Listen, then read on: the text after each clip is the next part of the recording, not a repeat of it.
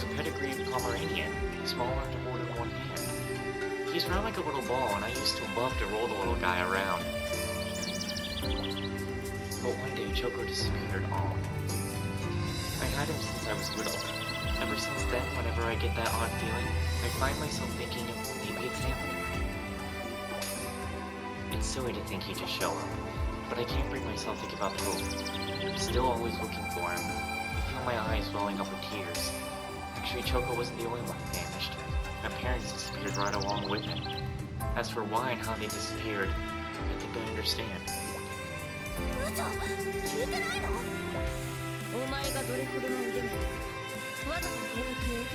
Oh, bullshit.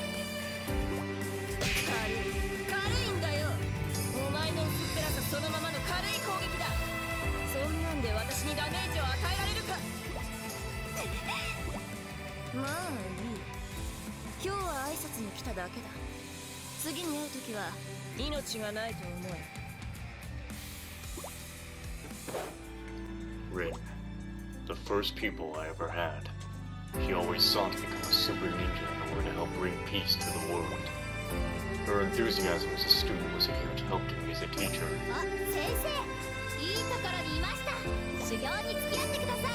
She was always like that. The moment she caught sight of me, she asked me to help her train.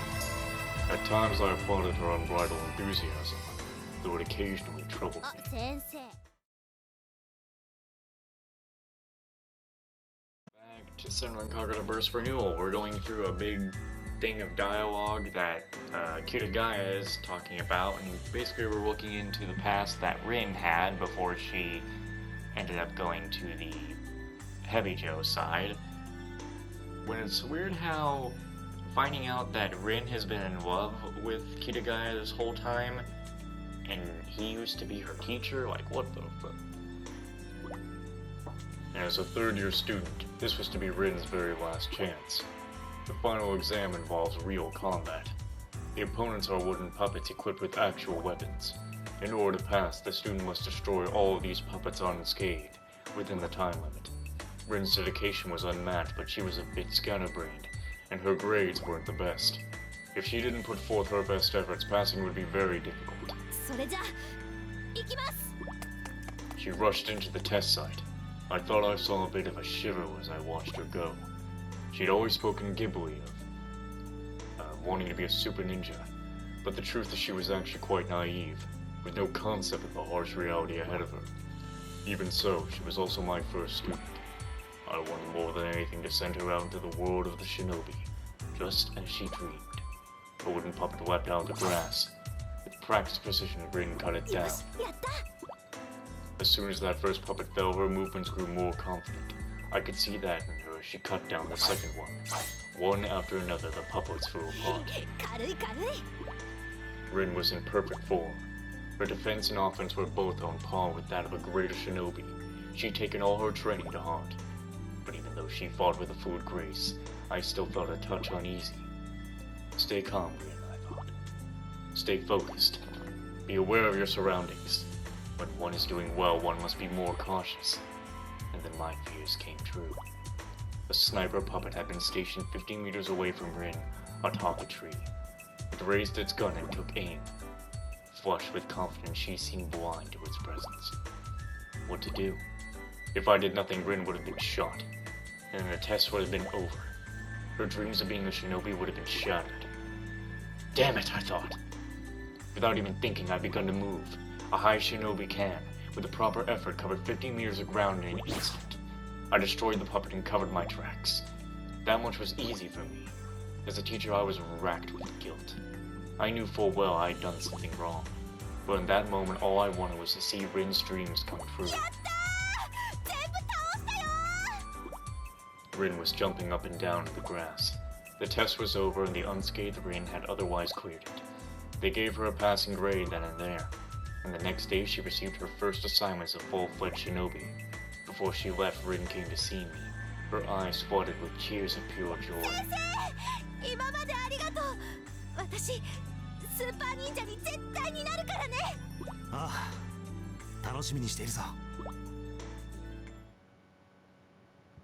She died. That would be the last time she and I spoke. Only a few months later, the principal informed me of Rin's death. My mind went a perfect blank white, and I can't recall much of what was said after that. All I can remember was that she had volunteered for an extremely dangerous mission, and as a result, had lost her life. Volunteered for an extremely dangerous mission. Why would she have done that? Why didn't anyone stop her? She was still too green. I tried to wrap my head around it, but I was in total shock. If I hadn't helped during their final exam, Rin would not have become a shinobi. Her dream would have ended, but at least she'd be alive.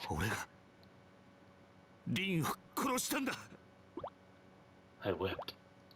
For the first time in my life, I wept aloud. From an early age, my parents had driven home the point that a would-be shinobi must set aside their feelings. And yet I wept. I could do nothing else.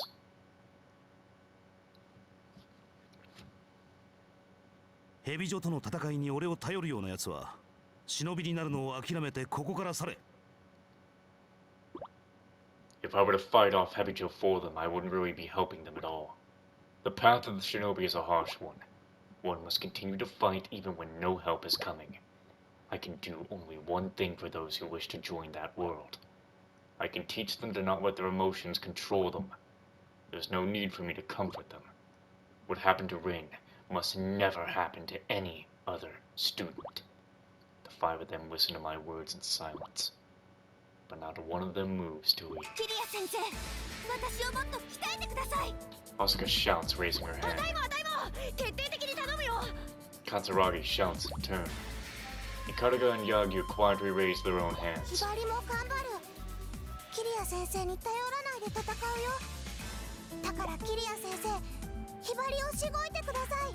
Even Hibari gives me a look of absolute resolve.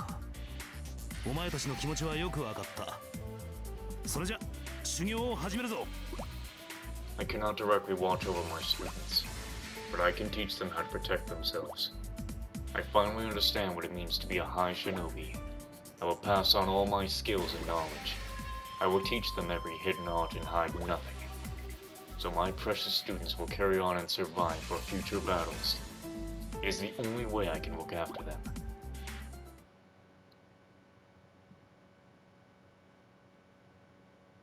So I'm wondering if at this point we really have gone into things being very different now. I guess we'll see once I go into the next Hebijo mission.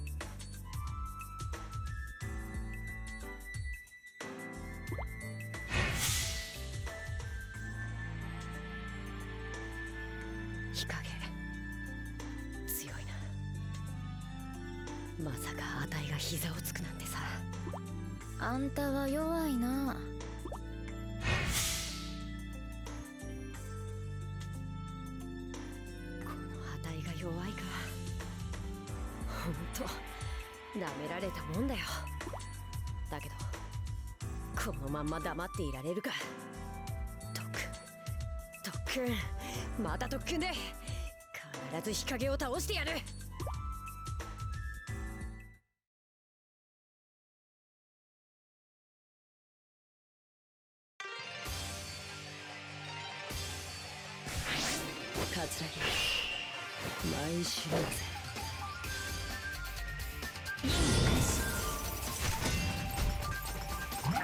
休息は十分です。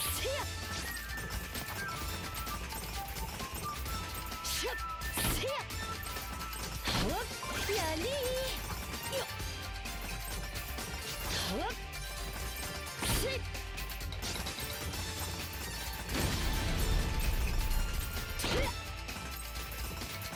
っやりーやりー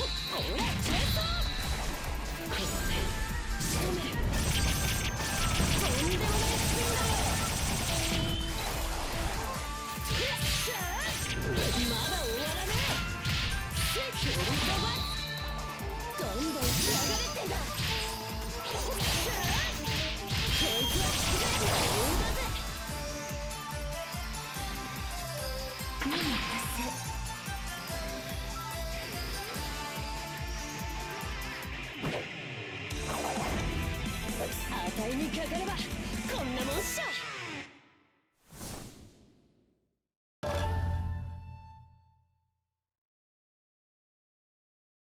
よっしゃ、あたいは強い。あたいが最強。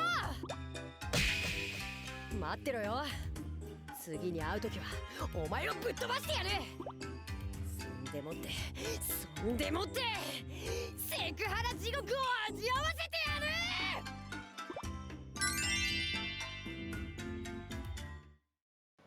Shit, I'm muted. Why am I muted? What? Why?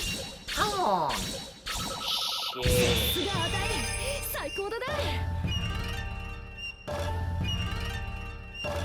No. I think I muted when I took the drink. I think that's what I did.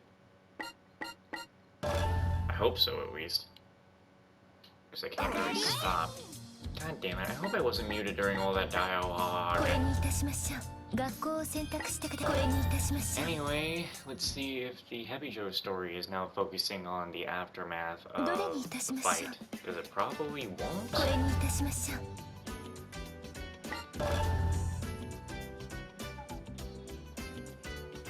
It really doesn't seem like it does. Their campaign hasn't really gone into anything too specific. The Hanzo one is. 未来、どうしたの？パソコン眺めてニヤニヤして。はるか様、今ヘビジョの悪人 BBS を読んでたの。あら、うちの生徒が書き込めるネット掲示板ね。私、面と向かって人と話すの苦手だから、こうやってネットで友達になれそうな人を探してるの。ネットならそんなに緊張しないし、ヘビジョにも結構同じ趣味の人がいるんだ。友達になってくれる人がたくさんできるといいな。なるほどなるほど。それじゃ私も一肌脱いじゃおっかな。パソコンちょっと貸してね。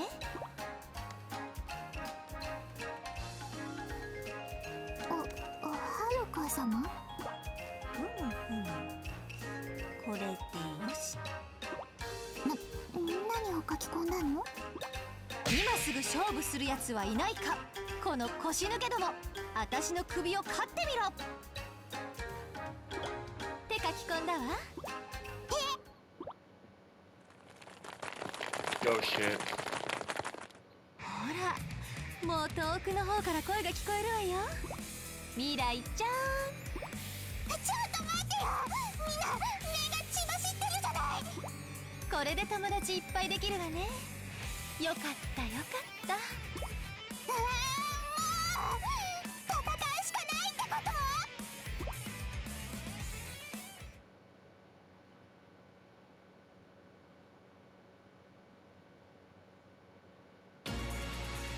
？It's kind of weird that the Heavy Joe story is not sort of at the same part that the Hanzo story is, where we just are going to the aftermath of what they think of the whole situation. You know what I mean? Where they're like, oh, you know, we just dealt with Hanzo and we gotta do all that shit in the future, you know, stuff like that. I don't know, it's weird.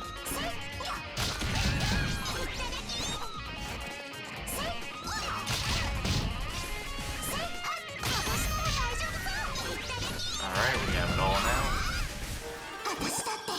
No.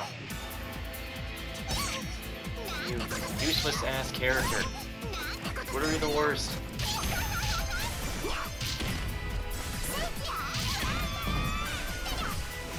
I don't know anybody who would ever maim this character.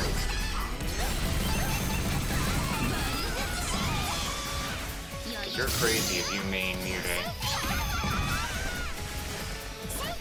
You're actually insane.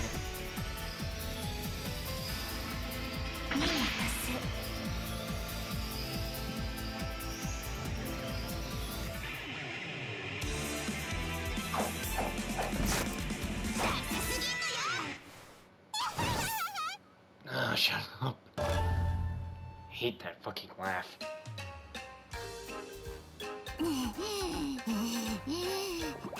あら、ダメじゃない未来。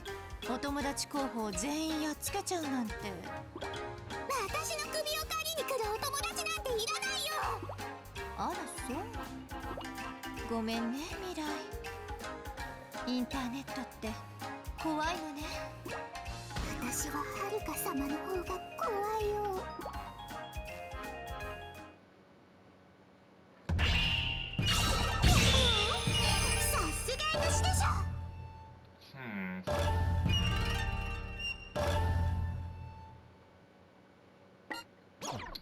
No, I actually want to look directly at what their next mission is. これにいたしましょう。 Leave none behind. Win the tournament.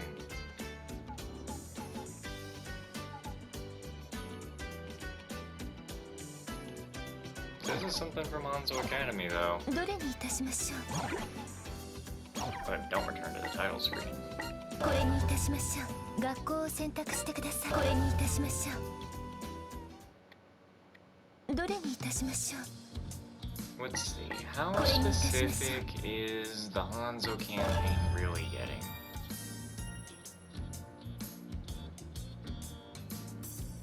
I don't know. It's not. It is not so specific that it matters. In PBS, it was very specific that it did actually matter. They had their own complete campaigns, but it was actually very specific that it mattered. This shit, it doesn't really matter. It really doesn't. It's not that different. And just like in Estival Versus, it's not like I had a choice on what missions I can do. I don't know. I think if we complete Chapter 2 and I still don't figure it out, I guess we're just gonna keep jumping in between. That's what I guess we're gonna be doing. すぐに終わる。いってらっしゃい。 Unless the Hanzo girls from here on keep talking about how they couldn't beat Heavy Joe, and then I guess I know what to do. ひばり、どうした？どうした？お腹でも痛いのか？柳生ちゃん、ひばり、忍びに向いてないかも。どうしてそう思う？ヘビ女と戦うためにキリア先生の修行を受けているけど、ひばりは全然強くなっている気がしないもん。おまけに修行中転んだり怪我したりしてみんなにずっと迷惑かけてるし。そんなことはない。一生懸命なひばりを迷惑だなんて思うやつはいない。一生懸命やっても結果が出なきゃダメなんだよ。よし、とっておきのおやつをやろう。行列に並ばないと買えないほど人気の一品なんだ。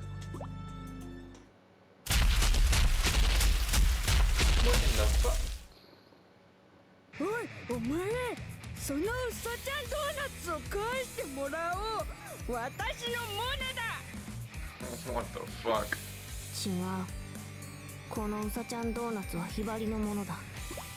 うるさいうるさい。返さないなら力ずくだ。う Woman's さちゃん talking ド through ーナ her ツは俺 teeth. のところで売り切れた。それでひがんでるんだな。やれ仕方ない。相手をしてやるか。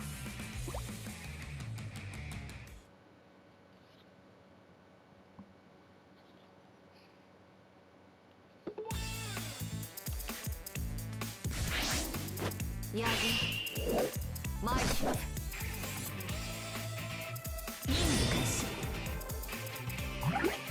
休息は十 Oh, 分 boy. です。やって100連200連ゼロ忍び転身。 Is there a character at this point we haven't played? I don't think so. I can definitely say the character we've played has the least is Kagura.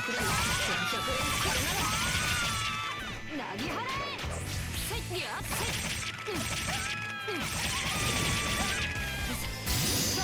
やっせやっせ。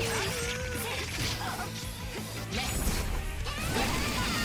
投げ払うわせ。これなら。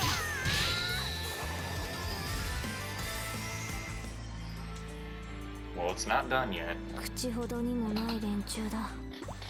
すごい。やっぱり柳生ちゃんは強いね。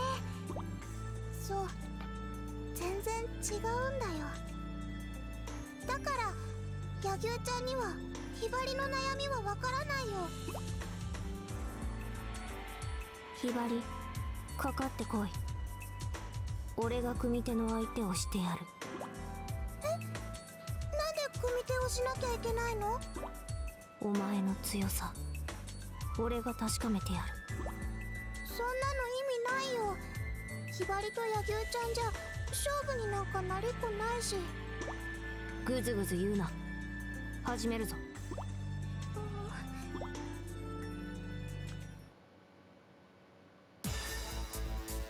Oh shit, I'm still powered up. I better run to her as fast as possible. いざ尋常に参ちれ。 It's running out! Poor Hibari's being massacred. Stay close to her. She's transforming in the middle of me doing this! Oh shit.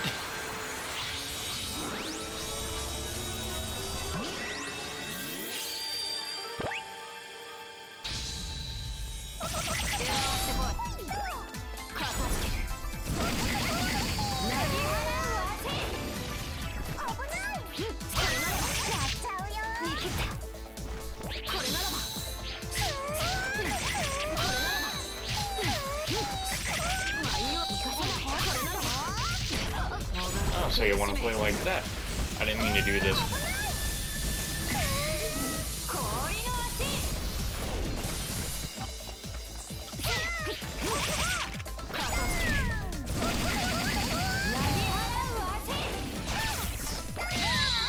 What? I hit the parry? Okay, now I'm stuck. Get up!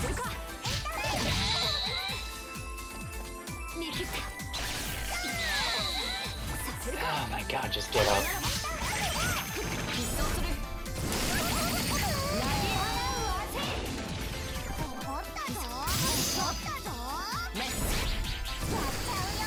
What? What?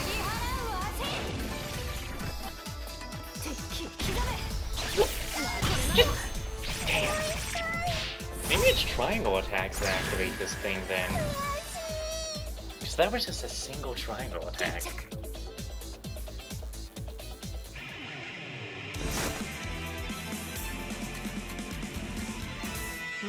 もう終わりか。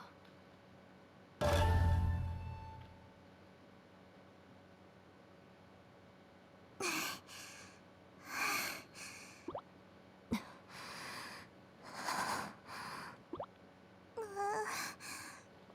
っぱり負けちゃった。でも柳生ちゃんと戦ったらなんかすっきりした。くよくよ悩んでいる暇があったら思い切り体を動かした方がいいね。俺もそう思う。ありがとね、柳生ちゃん。分かってくれればそれでいいんだ。ほら、うさちゃんドーナツだ。嬉しい。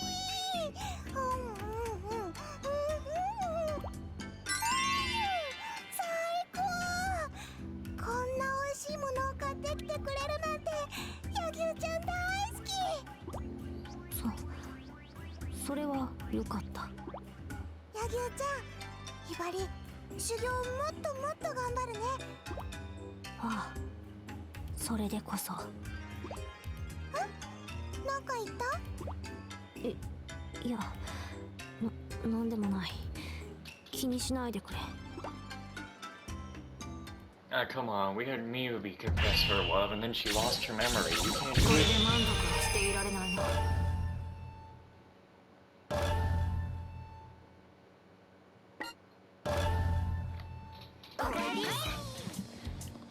You know what, this whole thing about actually splitting up the campaigns, like completely finishing one campaign and going to another, I guess it's probably just useless at this point. It really doesn't matter, because even then, even though they talked about Heavy Joe during that mission, it kinda just turned into its own normal thing and didn't have much meaning. Now, if they were constantly fighting between each other and going through different point of views, then it would matter, but that's kinda not what's happening. They're just doing their own shit. And then you would probably say they're doing their own shit, so it's their own specific shit. Oh my god, this is padding out the game's time. Now we gotta sit here for like 15 minutes reading dialogue, and we're not even gonna finish in that 15 minutes, because I only have 4 minutes to talk dialogue. Whatever. Who am I talking for, Yomi? A dry breeze blows through the shop districts. I walk through the crowd in between the passerbys.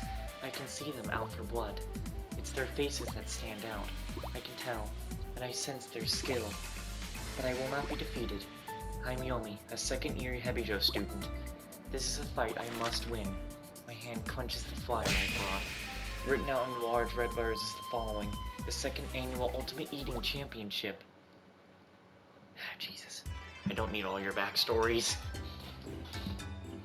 I picked the flyer up yesterday. At the time, I had only a single yen to my name.